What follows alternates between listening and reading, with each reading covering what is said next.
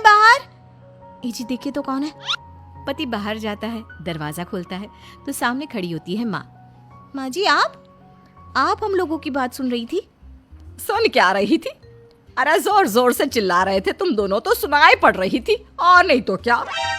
हाँ वो तो ठीक है, लेकिन कुछ सुना तो नहीं ना? देख बहू, इतने आम खाना ठीक बात नहीं। अरे पेट में गर्मी कर देता है। 3-4 किलो आम कोई रोज खाता है क्या?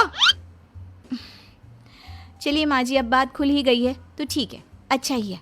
अब बाहर जाकर पार्क में पेड़ के नीचे बैठकर आम तो नहीं खाने पड़ेंगे मुझे। क्या तू ये रोज रोज?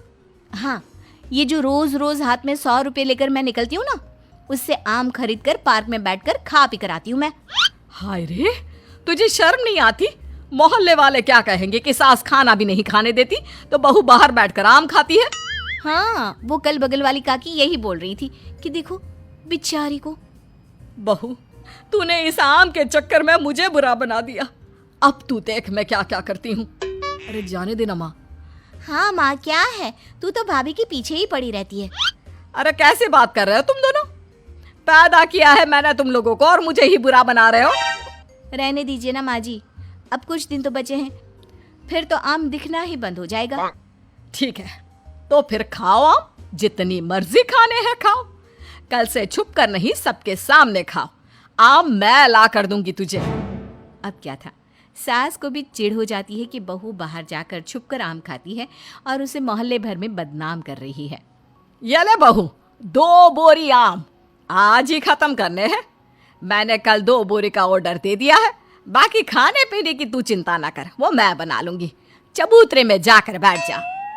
अब कोई भी आने जाने वाला देखता कि बहू बैठकर आम खा रही है और सास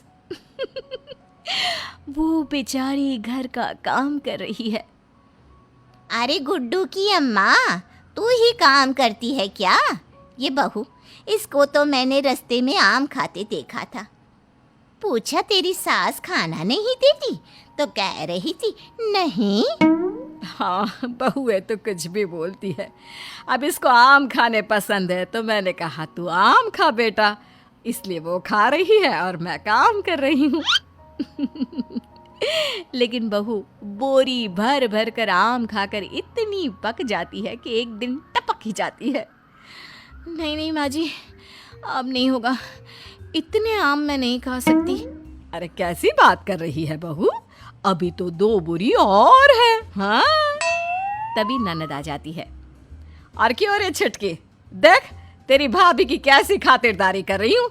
तुझे भी ऐसी ही सास चाहिए ना?